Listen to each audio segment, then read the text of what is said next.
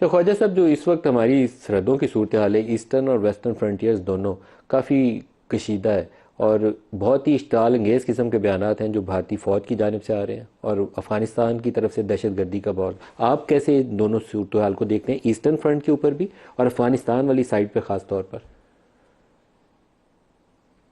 इसमें कोई शक शुबे की गुंजाइश नहीं है कि जो भी अफगानिस्तान जो है इस वक्त दरअंदाजी कर रहा है उसमें हिंदुस्तान का पूरा हाथ है। और हमारे जो 3 राउंड जो है जो नाकाम हुए, जो इनकन्क्लूसिव रहे, उसमें भी जो काबुल में इंडिया के बिहाफ पे या उनके बहस पे जो लोग काम कर रहे हैं, उनकी जो लॉबी है वहां पे, वो इन्फ्लुएंस करती रही है कि कोई अरेंजमेंट ऐसा ना हो कि काबुल जो है या अफगानिस्तान जो है वो पाकिस्तान के अलावा किसी और 4-5 ममालिक के आगे जो है जवाबदेह ना हो जाए।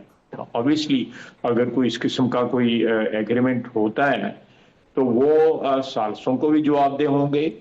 और डेफिनेटली अगर जिस तरह मुझे ऐसे ही मैं स्पेकुलेट कर रहा हूँ कि हो सकता है और भी मुल्क जो है इसमें शामिल हो जाएं, कि ये कोई रिप्रोचमा हो जाए पाकिस्तान और अफगानिस्तान में और दरअंदाजी जो है ख़त्म हो जाए।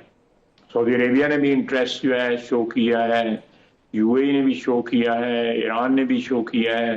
तो 2 मुल्क तो बराबर मुल्क जो है ऑलरेडी लगे हुए हैं, 3-4 और भी जो है, चाइना ने जिन्हें भी इंडिकेट किया है।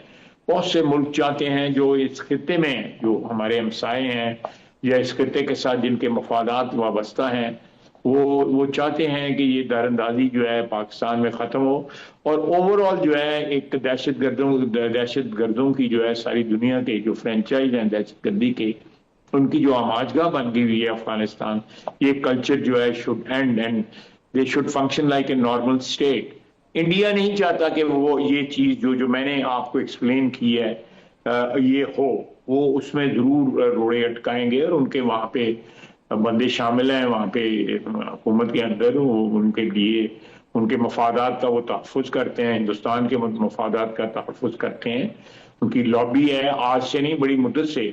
जब दूसरी हुकूमतें थी, तालिबान की हुकूमत नहीं थी, उस वक्त भी उनका इन्फ्लुएंस था। तो वो पाकिस्तान को एंगेज रखना चाहते हैं। इसलिए मैं कह रहा हूं कि अगर हम यहाँ पे एंगेज रहते हैं तो प्रोबेबली, ऑब्वियसली मैं प्रोबेबली क्या, 100% जो है उसका फायदा जो है इंडिया को पहुंचता है कि हम 2 महाजों पे एंगेज जो है वो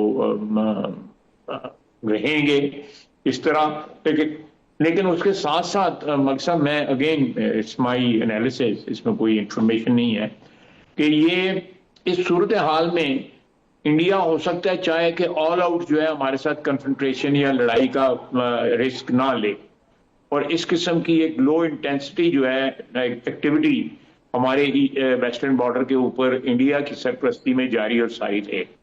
तो दैट विल, मैं उनके नुक्ता नजर से मैं कहता हूँ उनका कोई जो है पर्पस जो है सर्व होता रहेगा इससे।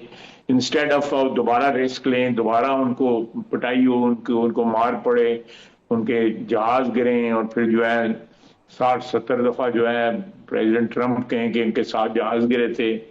वो तो आज मेरा मतलब है within India and without also, हर बंदा जो है आज भी उनको याद करा रहा है कि उनकी क्या हजीमत उठानी पड़ी, उनकी क्या, जो पंजाबी में कहते हैं, बिस्ती खराब हुई।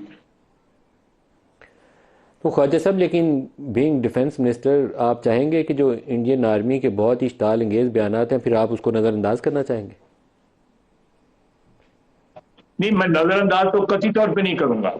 मैं तो एक आपको एनालिसिस दिया है, हम नजरअंदाज नहीं कर रहे। हमारे जो जो जो तैयारी है या हमारी जो अलर्ट जो है हमारा, वो मैक्सिमम है। बिल्कुल किसी सूरत में भी हम इंडिया को ट्रस्ट नहीं कर सकते।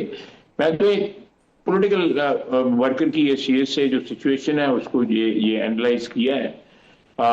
लेकिन उसमें मैं रूल आउट नहीं करता, इंडिया खुद भी पूछ सकता है कि वहां से भी हमारे खिलाफ जारी रखे और साथ जो है वो ऑल आउट वॉर या वट, जो भी उनकी स्ट्रेटेजी होगी वो हमारे और उनका जो आपस में जो सरहद है उसके ऊपर भी कोई इनकर्जन करे, कोई अटैक करे या कोई इज्तिमा करे अफवाज का जो है जो उनकी सर आता है उस पर।